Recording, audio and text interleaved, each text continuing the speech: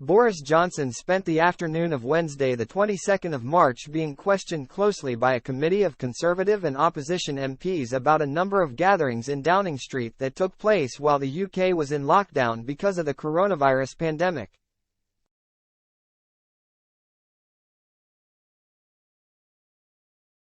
The events became known as the Partygate scandal. What happened this week? Johnson quit as Prime Minister of the UK on the 7th of July last year after a series of controversies, the biggest of which was Partygate.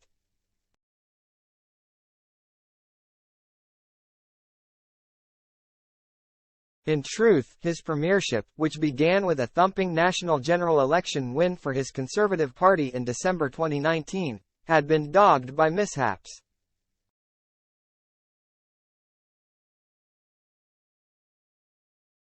But Partygate was probably the biggest of the lot. And on Wednesday, Johnson was questioned about it by a committee of his fellow members of Parliament.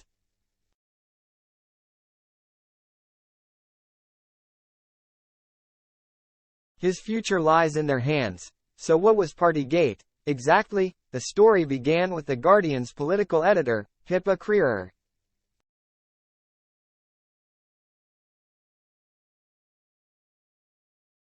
In October 2021, when she was working for a different British newspaper, the Daily Mirror, she got a tip-off.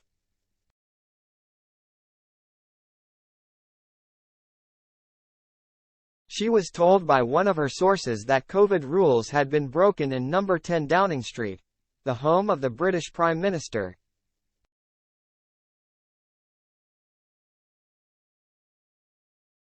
While the rest of the country had been abiding by lockdown rules to contain the coronavirus pandemic, some staff in Downing Street had been less observant.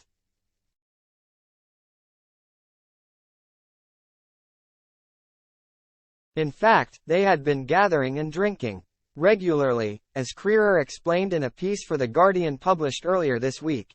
It took a while before she felt confident enough to publish a story.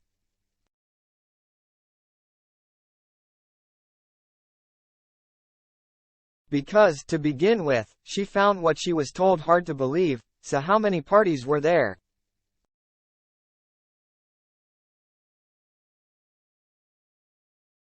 The first story, published in December 2021, alleged 2 illicit events had taken place.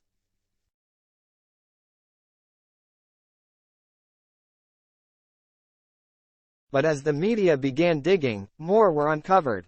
Many more. A civil servant was asked to investigate. She looked at 15 events.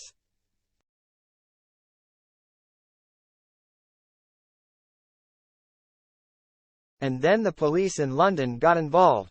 By the end of their investigation, 83 people had been fined by detectives.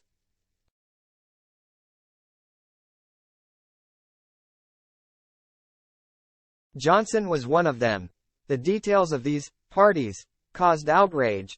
An official report noted that several of the events were drunken and rowdy.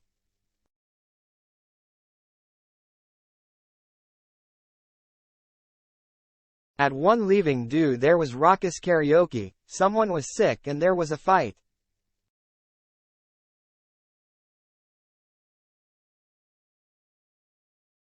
At a Christmas party, red wine was splattered on a wall. All of this was going on when millions of Britons were observing strict lockdown rules.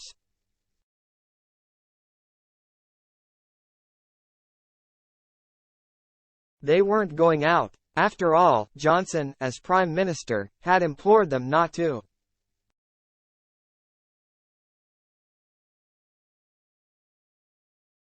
He had urged people to abide by rules his government had devised. After Johnson was fined, there were calls for him to quit, but he refused to stand down.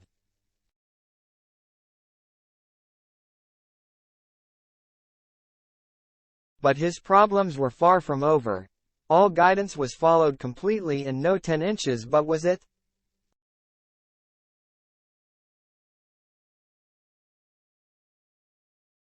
After the first story was published, Johnson went to the House of Commons, the democratically elected chamber that has 650 members of parliament, MPs, representing constituencies across the UK.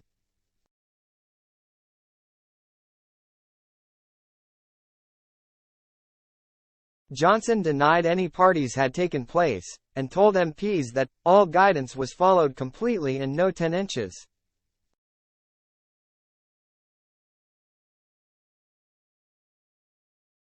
It was a line he stuck to on many occasions over the coming months. However, as time went on, that emphatic statement looked more and more implausible.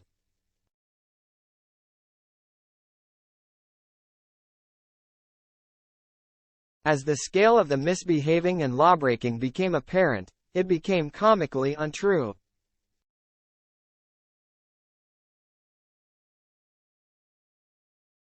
Politicians can get away with a lot in the UK, but telling untruths to Parliament is a line MPs dare not cross.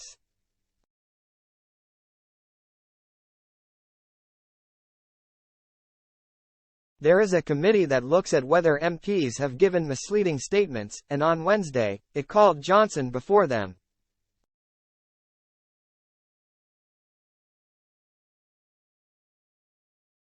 Although Johnson has now admitted the statements he made at the time were wrong, the committee is looking at whether he made them recklessly, that is, he should have known they were nonsense.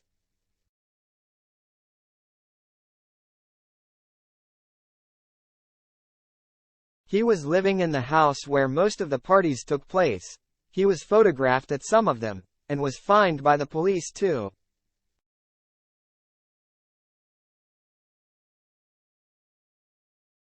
Could he really not have known what was happening under his own roof? Johnson's defense, hand on heart. I did not lie.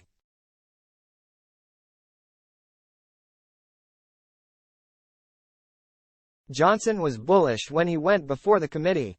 He said none of his staff had ever told him that rules were being broken, so, as far as he was concerned, he had told the truth.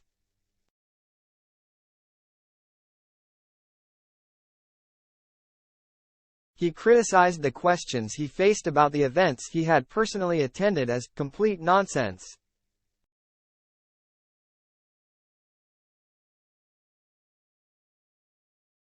He argued it would have been utterly insane for him to have misled Parliament deliberately.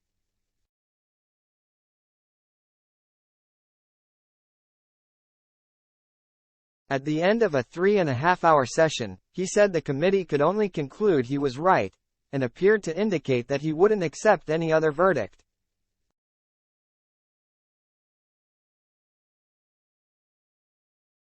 I think that people will judge for themselves, on the basis of the evidence that you've produced, on the fairness of this committee.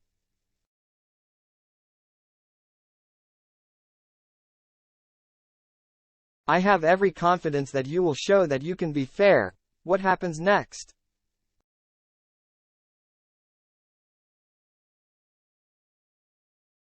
Despite Johnson's protestations, it was obvious from the questions he was asked, and the answers that he gave, and the body language in the room, that the former Prime Minister remains in deep trouble.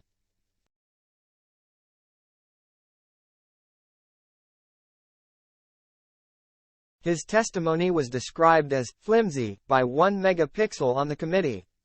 Johnson, another MP suggested, had misinterpreted his own COVID guidance.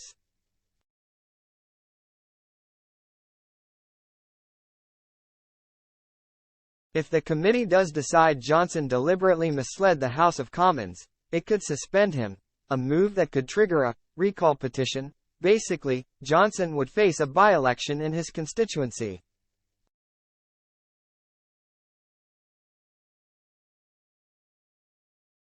The ignominy of such an official reprimand could sink Johnson's political career, which has already taken a spectacular fall since the heady days of winning the national election 3 years ago.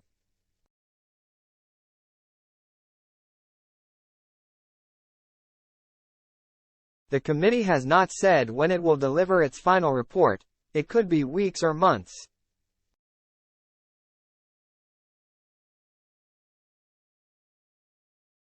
How have people reacted to this latest twist in the saga? Johnson's allies in Parliament insist their man has done nothing wrong, but these hardcore supporters seem to be fewer and fewer in number.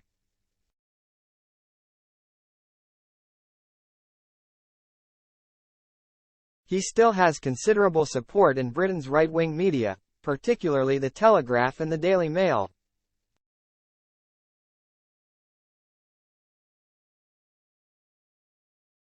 But a lot of his colleagues in the Conservative Party seem tired of the perpetual dramas that surround Johnson.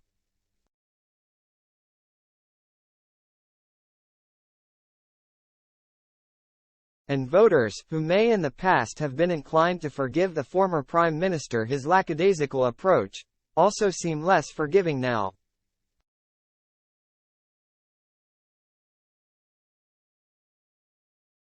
Certainly, if this show of hands is anything to go by. On Thursday night, a current affairs show on the BBC asked its audience if they believed Johnson's evidence to the committee.